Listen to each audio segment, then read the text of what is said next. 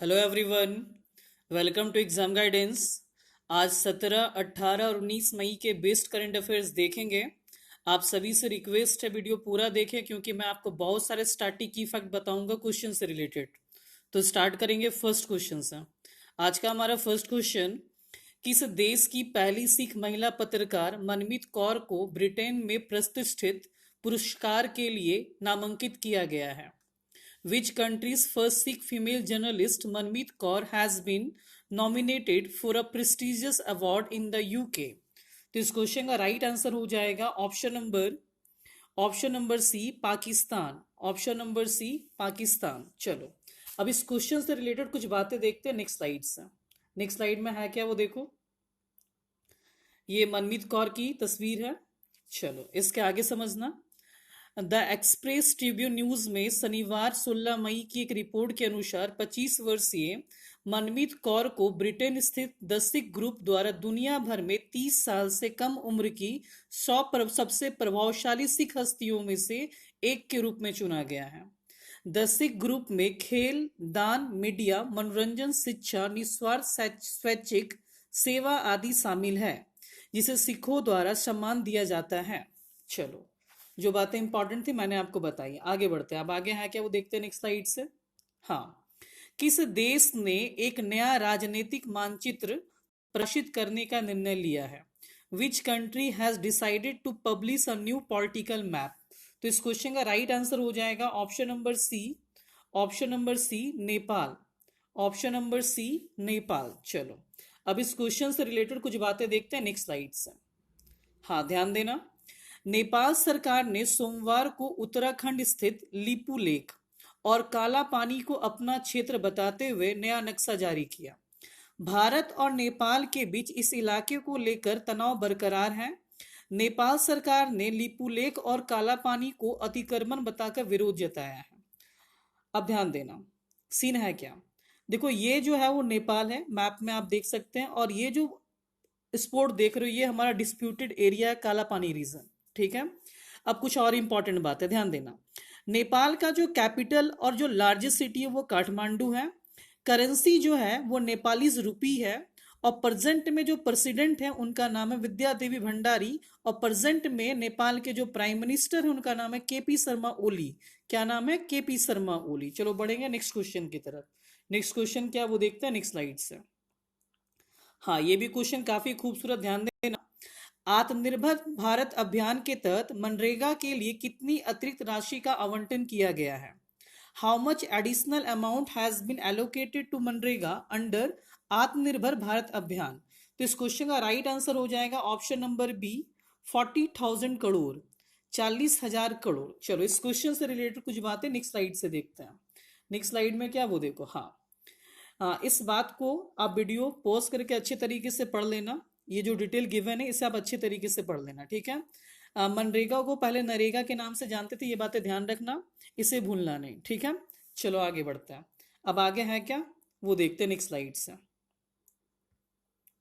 हाँ next slide में हमारा क्वेश्चन है, देश में बेरोजगारी से लड़ने के लिए भारतीय सेना ने कौन सी योजना शुरू की? Which scheme was launched by the Indian Army to fight unemployment in the country? तो इस क्वेश्चन का राइट आंसर हो जाएगा option number A tour of the duty. Tour of the duty. चलो अब इसी से रिलेटेड कुछ बातें देखते हैं नेक्स्ट स्लाइड से। हाँ नेक्स्ट स्लाइड में है क्या वो देखो। टूर ऑफ द ड्यूटी, अब 3 वर्ष के लिए कोई भी युवा भारतीय सेना में शामिल हो सकेगा। आगे, भारतीय सेना यानी इंडियन आर्मी युवाओं को सुनहरा अवसर प्रदान कर रही है। अब कोई भी भारतीय नागरिक टूर ऑफ द ड्यूटी के तहत लॉजिस्टिक्स और फ्रंट लाइन प्रशिक्षण यानी ट्रेनिंग के क्षेत्र में 3 वर्ष की अवधि के लिए भारतीय सेना ज्वाइन कर सकता है। अब यहाँ पे टूर ऑफ ड्यूटी को लेकर कंफ्यूजन क्या था, क्या ये शॉर्ट सर्विस कमीशन है? तो ध्यान से सुन लेना, शॉर्ट सर्विस कमीशन और ये जो हमारा टूर ऑफ ड्यूटी में इसमें कंपैरिजन है क्या, इसमें बेसिकली डिफरेंस है क्या वो समझना। शॉर्ट सर्विस कमीशन यानी एसएससी शॉर्ट में से कहते हैं। शॉर्ट सर्विस कमीशन एसएससी के द्वारा सेना में आने पर न्यूनतम यानी मिनिमम 10 वर्ष की अवधि के लिए सेवा प्रदान करनी होती है, जबकि टूर ऑफ ड्यूटी में यह अवधि 3 वर्ष के लिए होगी। चलो ये बातें ध्यान रखना। और ये कंटेंट कुछ काफी इंपॉर्टेंट है, वो देख लो अच्छे तरीके से। इंपॉर्टेंट क्यों, सुनना अच्छे तरीके से। उद्योगपति आनंद महिंद्रा ने सेना को ईमेल भेजकर टूर ऑफ ड्यूटी प्रस्ताव का समर्थन किया है। उन्होंने ईमेल में लिखा है कि यह प्रस्ताव लागू हुआ तो 3 साल तक सेना में काम करके लौटने वाले युवाओं को महिंद्रा ग्रुप नौकरी देने पर विचार करेगा। तो ये बातें इंपॉर्टेंट थी, मैंने आपको बताई। चलो आगे बढ़ते, अब आगे है क्या वो देखते हैं नेक्स्ट स्लाइड से। हाँ, नेक्स्ट स्लाइड में भी क्वेश्चन हमारा काफी खूबसूरत, ध्यान देना। हाल ही में रक्षा मंत्री ने कितने की DTIS योजना को मंजूरी दी? Recently the defence minister approve the DTIS scheme for how much? तो इस क्वेश्चन का राइट आंसर हो जाएगा option number B, option number B 400 crore. चलो इसी से रिलेटेड कुछ बातें देखते हैं नेक्स्ट स्लाइड से। नेक्स्ट स्लाइड में है क्या वो देखो। हाँ, ये ऑफिशियल पेज जो जारी की गई थी, आप यहाँ पे पढ़ सकते हो। चलो यहाँ पे पहला कंटेंट हमारा ये है कि सर DTIS का फुल फॉर्म क्या हो, तो ध्यान से सुनना। डिफेंस टेस्टिंग इंफ्रास्ट्रक्चर स्कीम, ये इसका फुल फॉर्म है। चलो आगे बढ़ते हैं। तो ये DTIS को रक्षा मंत्री राजनाथ सिंह द्वारा मंजूरी दी गई है, ये बातें ध्यान रखना। आगे इस 400 यानी 400 करोड़ रुपए के परिव्यय वाली योजना को निजी क्षेत्र की रक्षा और एरोस्पेस कंपनियों को सस्ती सुविधाओं का परीक्षण करने के साथ साथ उनके द्वारा डिजाइन किए गए हथियारों को मान्य करने की पेशकश करने के लिए मंजूरी दी गई है। तो ये बातें इंपॉर्टेंट थी, मैंने आपको बताया। DTIS का फुल फॉर्म ध्यान रखना। इसे इनोग्रेट कौन किए हैं, तो ये ध्यान रखना राजनाथ सिंह ने किया है, ठीक है। कितने पैसे इसमें देने हैं, तो हमारा यहाँ पे 400 करोड़, ये बातें ध्यान रखना। चलो इस स्कीम में हमारा 400 करोड़ रुपए लगेंगे। आगे ध्यान देना, आगे है क्या। हाँ, वेरी वेरी इंपॉर्टेंट, और ये क्वेश्चन काफी खूबसूरत है, ध्यान से सुनना। हाल ही में बंगाल की खाड़ी में किस नाम का चक्रवाती तूफान उठा हुआ है? Recently what name is a cyclonic storm in the bay of Bengal?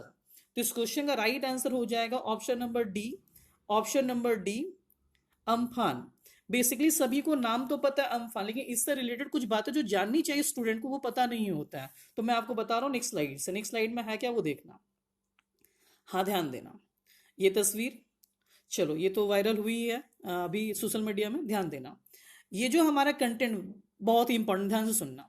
चक्रवात अम्फान का नाम का मतलब है आकाश, ये बातें ध्यान रखना। चक्रवात अम्फान के नाम का मतलब है आकाश। आगे सुनना। इस भीषण चक्रवाती तूफान को अम्फान नाम दिया गया है, यह नाम थाईलैंड ने दिया था, ये बात इंपॉर्टेंट है। ये जो अम्फान नाम है वो किस कंट्री ने दिया, तो थाईलैंड ने दिया है। और 2004 में तूफानों के लिए बनाए गए 64 नामों की सूची में से अंतिम है, सबसे लास्ट नाम है, ये ध्यान रखना। जो 64 हमारा लिस्ट था 2004 में जो बना था तूफानों का लिस्ट, उसमें सबसे लास्ट नाम है ये अम्फान, ये ध्यान रखना, जिसका मतलब क्या, आकाश। आगे सुनना। इसके तहत उत्तरी हिंद महासागर में आने वाले ट्रॉपिकल साइक्लोन का नाम भारत, श्रीलंका, बांग्लादेश, मालदीव, म्यांमार, ओमान, पाकिस्तान और थाईलैंड तय करते थे, यानी 8 कंट्री तय करता था पहले, अब तो 5 इसमें और भी ऐड हो गया। आगे सुनना। यह समूह अपने नामों की सूची स्थानीय चक्रवात कमेटी को भेजते हैं। चलो ठीक है, इसके आगे सुनना। अब भारतीय सहित 13 देशों ने 169 नाम तैयार किए हैं। 8 देशों के इस समूह में 5 और देश ईरान, सऊदी अरब, कतर, यमन और UAE को शामिल किया गया है, ये ध्यान रखना। आगे, बंगाल की खाड़ी और अरब सागर में भविष्य में उठने वाले तूफानों का नाम इन 169 नामों, 69 यानी 169, 169 नामों में से चुना जाएगा, ये बातें ध्यान रखना। आगे ध्यान से सुनना, आगे है क्या। आइए जानते तूफानों का नामकरण किस तरह किया जाता है। वर्ल्ड मेट्रोलॉजिकल ऑर्गेनाइजेशन, ठीक है, आपको मेरे कमेंट बॉक्स में ये बात बताना, वर्ल्ड मेट्रोलॉजिकल ऑर्गेनाइजेशन का हेड ऑफिस यानी हेडक्वार्टर कहां पर है, ठीक है। आगे, वर्ल्ड मेट्रोलॉजिकल ऑर्गेनाइजेशन का एक सिस्टम है, इसके तहत चक्रवात जिस क्षेत्र में उठ रहा है उसके आसपास के देशों का एक समूह की नाम की एक लिस्ट तैयार करता है। इसी में से साइक्लोन या समय समय पर उठने वाले तूफानों का नाम तय होता है, तो ये बातें ध्यान रखना। चलो, अम्फान का नाम का क्या मतलब है, तो आकाश, ये भी बातें इंपॉर्टेंट थी। चलो आगे बढ़ते हैं, आगे है क्या वो देखो। जो इंडिया का वेदर फोरकास्ट होता है वो IMD करती है। कौन करती है, IMD का फुल फॉर्म क्या होगा, तो IMD का फुल फॉर्म होगा इंडियन मेट्रोलॉजिकल डिपार्टमेंट, ये बातें ध्यान रखना। आगे, इसका हेडक्वार्टर है न्यू दिल्ली। इसका फॉर्मेशन हुआ था 1875 को। और ये किस मिनिस्ट्री के अंडर आता है? ये आता है मिनिस्ट्री ऑफ अर्थ साइंसेस के अंडर। और प्रेजेंट में भी मिनिस्टर ऑफ अर्थ साइंसेस है कौन? तो हर्षवर्धन है। और इसके डायरेक्टर यानी आईएमडी के डायरेक्टर कौन है? डॉक्टर मृत्युंजय महापात्रा है, ध्यान रखना। डॉक्टर मृत्युंजय महापात्रा, ये ध्यान रखना। चलो आगे बढ़ते हैं। अब आगे है क्या वो देखते हैं नेक्स्ट स्लाइड से। हाँ, नेक्स्ट स्लाइड। क्वेश्चन हमारा वेरी वेरी इंपॉर्टेंट, ध्यान से सुनना। हाल ही में जीआईएफ बनाने वाली लोकप्रिय वेबसाइट गीफी का किसने अधिग्रहण किया है? Who recently acquired the popular GIF making website Giphy? तो इस क्वेश्चन का राइट आंसर हो जाएगा option number B. Option number B, Facebook. चलो ध्यान देना, इसी क्वेश्चन से रिलेटेड कुछ बातें नेक्स्ट स्लाइड से देखते हैं। हाँ, ये गिफी को देख सकते हैं, ये इसका लोगो है। आगे ध्यान से सुनना। फेसबुक ने एनिमेटेड इमेज लाइब्रेरी गिफी को 3040 करोड़ रुपए में खरीदा। ये बात इंपॉर्टेंट है, ध्यान रखना। आगे सुनना। हाँ, फेसबुक ने एनिमेटेड इमेज लाइब्रेरी गिफी को खरीद लिया है। यह सौदा $40 करोड़ यानी करीब 3040 करोड़ रुपए में हुआ है। गिफी वीडियो क्लिप्स की लाइब्रेरी और एनिमेटेड इमेज, जिन्हें जीआईएफ के नाम से जाना जाता है, उसकी बहुत बड़ी लाइब्रेरी है। उसकी बहुत बड़ी लाइब्रेरी है। चलो आगे बढ़ते हैं। अब आगे है क्या वो देखते हैं नेक्स्ट स्लाइड से। जो बातें इंपॉर्टेंट थी मैंने बताई। आगे बढ़ते हैं। हाँ, क्वेश्चन काफी खूबसूरत, ध्यान से सुनना। पिछले कितने दशकों में पहली बार भारत में कार्बन उत्सर्जन में कमी आई है? For the first time in how many decades carbon emissions have decreased in India? तो इस क्वेश्चन का राइट आंसर हो जाएगा option number A, 4 decades. 4 decades. आपको मेरे कमेंट बॉक्स में बतानी है व्हाट इज कार्बन इमिशंस, यानी कार्बन उत्सर्जन क्या है, ये बात आपको मेरे कमेंट बॉक्स में बतानी है। चलो आगे बढ़ते हैं। अब आगे है क्या वो देखते हैं इस क्वेश्चन से रिलेटेड। हाँ, इस कंटेंट को आप अच्छे तरीके से वीडियो पॉज करके पढ़ लेना। चलो आगे बढ़ते हैं। अब आगे है क्या वो देखते हैं नेक्स्ट स्लाइड से। हाँ, जम्मू और कश्मीर बैंक के नए प्रबंध निदेशक कौन बने हैं? Who became the new managing director of Jammu and Kashmir bank? तो इस क्वेश्चन का राइट आंसर हो जाएगा option number B, Zubair Iqbal. Zubair Iqbal. तो जो बातें इंपॉर्टेंट थी मैंने बताई। चलो आगे बढ़ते हैं, इसी से रिलेटेड कुछ बातें देखते हैं। हाँ, ये तस्वीर है जुबेर इकबाल की, जो मैनेजिंग डायरेक्टर बने जम्मू एंड कश्मीर बैंक की। ठीक है, ये senior vice president of HDFC bank, यानी ये पहले जो थे वो एचडीएफसी बैंक के सीनियर वाइस प्रेसिडेंट है। कौन? तो जुबेर इकबाल। और अभी ये प्रेजेंट में जो है वो मैनेजिंग डायरेक्टर बनेंगे कौन से बैंक के? तो जम्मू एंड कश्मीर बैंक के। ये बातें ध्यान रखना। चलो आगे बढ़ते हैं। अब आगे है क्या वो देखते हैं क्वेश्चन से रिलेटेड। क्वेश्चन, नेक्स्ट क्वेश्चन हमारा क्या है? हाँ, next question very very important, ध्यान से सुनना। एससीओ सदस्य देशों के विदेश मंत्रियों ने कोविड-19 महामारी पर वर्चुअल कॉन्फ्रेंस की। एससीओ का मुख्यालय कहाँ है? एससीओ का मुख्यालय कहाँ है? The foreign minister of SCO member countries held a virtual conference. Virtual conference का मतलब होता है वीडियो कॉन्फ्रेंस। ठीक है, ध्यान रखना। वर्चुअल कॉन्फ्रेंस ऑन द कोविड-19 epidemic. Where is the headquarter of SCO? तो इस क्वेश्चन का राइट आंसर हो जाएगा option number D. Option number D, Beijing, China. चलो अब इसी से रिलेटेड कुछ बातें देखते हैं नेक्स्ट स्लाइड से। नेक्स्ट स्लाइड में है क्या वो देखो। ये एससीओ का ऑफिशियल लोगो है। एससीओ का फुल फॉर्म होता है शंघाई कोऑपरेशन ऑर्गेनाइजेशन। ठीक है, ध्यान रखना, शंघाई कोऑपरेशन ऑर्गेनाइजेशन। इसका हेडक्वार्टर है कहाँ? तो हेडक्वार्टर बीजिंग, चाइना। और अभी प्रेजेंट में इसके हेड कौन है? तो व्लादिमीर नोरोव। कौन है? Vladimir Norov. ठीक है, एससीओ में कितने मेंबर है? तो 8 मेंबर, जिसमें हमारा भारत भी शामिल है। ये बातें ध्यान रखना। चलो आगे बढ़ते हैं। अब आगे है क्या वो देखते हैं नेक्स्ट स्लाइड से। हाँ, नेक्स्ट स्लाइड में भी हमारा कंटेंट काफी अच्छा, ध्यान से सुनना। पाकिस्तान के एक दिवसीय क्रिकेट टीम के कप्तान कौन बने हैं? Who became the captain of Pakistan ODI team? तो इस क्वेश्चन का राइट आंसर हो जाएगा option number B, Babar Azam. इस बाबर आजम को पाकिस्तान का विराट कोहली भी कहा जाता है। आपको ये बात बतानी है मेरे कमेंट बॉक्स में। अभी प्रेजेंट में पाकिस्तान के T20 टीम के कैप्टन कौन है? पाकिस्तान के T20 टीम के कैप्टन कौन है? चलो आगे बढ़ते हैं। आगे है क्या वो देखते हैं नेक्स्ट स्लाइड से। हाँ, जब बात यहाँ पे पाकिस्तान का, तो पाकिस्तान से रिलेटेड कुछ बातें देखते हैं। देखो मैप में आप पाकिस्तान को आप यहाँ देख सकते हैं। पाकिस्तान के पीएम का नाम इमरान खान है और प्रेसिडेंट का नाम जो है वो doctor Arif Alvi. Very very important, ध्यान रखना। कैपिटल इस्लामाबाद है। करेंसी जो है पाकिस्तानी रुपया है। संसद का नाम नेशनल असेंबली है। और यहाँ की जो राजभाषा है, जो नेशनल लैंग्वेज, वो उर्दू अंग्रेजी है, यानी उर्दू और इंग्लिश है। और सबसे बड़ा नगर जो है वो पाकिस्तान में वो कौन सा, कराची है, ये ध्यान रखना। चलो आगे बढ़ते हैं, आगे है क्या वो देखते हैं नेक्स्ट स्लाइड से। हाँ, आदिवासी युवाओं को कुशल बनाने के लिए कौन सा कार्यक्रम का शुभारंभ हुआ? Which programme was launch to make tribal youth efficient? तो इस क्वेश्चन का राइट आंसर हो जाएगा option number B, goal. Option number B, goal. Which programme was launch to make tribal youth efficient? तो इस क्वेश्चन का राइट आंसर हो जाएगा ऑप्शन नंबर बी, गोल। चलो आगे बढ़ते हैं, इसी से रिलेटेड कुछ बातें देखते हैं। हाँ देखो, हाँ, केंद्रीय जनजातीय कार्य मंत्री अर्जुन मुंडा, जो कि झारखंड से बिलोंग करते हैं, द्वारा डिजिटल प्रणाली के माध्यम से आदिवासी युवाओं को मेंटरशिप प्रदान करने के लिए गोल, गोल का फुल फॉर्म है गोइंग ऑनलाइन एज लीडर्स, ठीक है, ये इंपॉर्टेंट है, गोल का full form going online as leaders कार्यक्रम शुरू किया गया।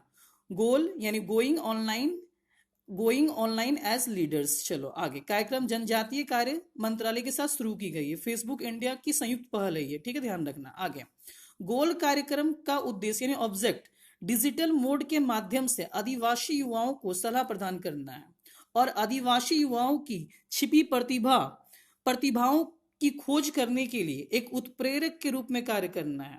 इससे आदिवासी युवाओं का व्यक्तिगत विकास होगा और उनके समाज के विकास उत्थान में भी योगदान देगा। चलो आगे बढ़ते हैं, अब आगे है क्या वो देखते हैं नेक्स्ट स्लाइड से। हाँ, नेक्स्ट स्लाइड में भी क्वेश्चन हमारा काफी अच्छा, ध्यान से सुनना। हाल ही में मानव संसाधन विकास मंत्री ने किस यूनिवर्सिटी की हेल्पलाइन भरोसा लॉन्च किया है? Recently the human resource development minister launch the helpline भरोसा ऑफ विच यूनिवर्सिटी? तो इस क्वेश्चन का राइट आंसर हो जाएगा option number D, central university of Orissa, central university of Orissa. चलो आगे बढ़ते हैं, आगे है क्या वो देखते हैं नेक्स्ट स्लाइड से। हाँ ध्यान देना, ये ऑफिशियल पेज जो जारी की गई थी। हाँ ध्यान से सुनना आगे कंटेंट को। मानव संसाधन विकास मंत्री रमेश पोखरियाल निशंक ने केंद्रीय विश्वविद्यालय उड़ीसा के उन छात्रों के परामर्श के लिए सोमवार को एक हेल्पलाइन का शुभारंभ किया जो कोरोना वायरस के मद्देनजर मानसिक तनाव का सामना कर रहे हैं। आगे ध्यान से सुनना, वीडियो कॉन्फ्रेंस के जरिए भरोसा हेल्पलाइन की शुभारंभ करते हुए पोखरियाल ने इस पहल की सराहना की जिसका मकसद संस्थान के छात्रों को मानसिक और मनोवैज्ञानिक सहायता उपलब्ध कराना है।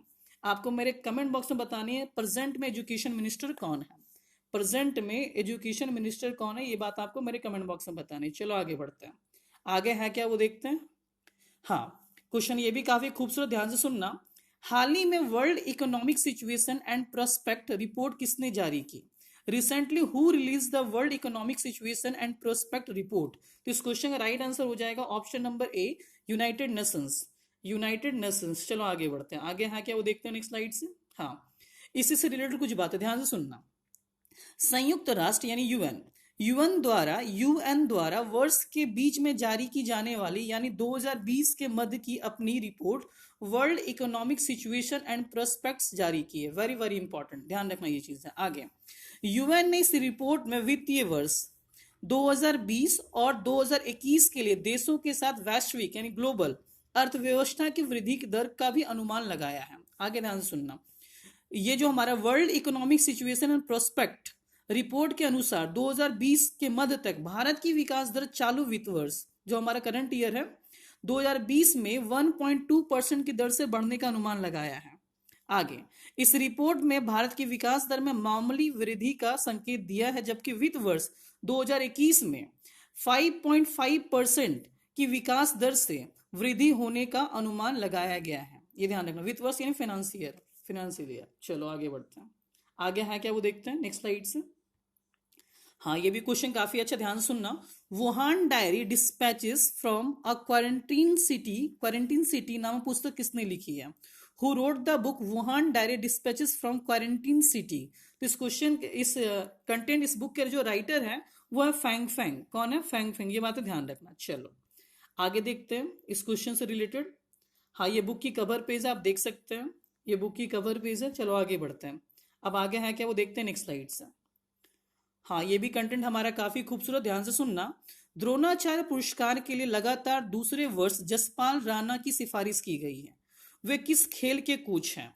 Jaspal Rana has been recommended for the Dronacharya award for the second consecutive year.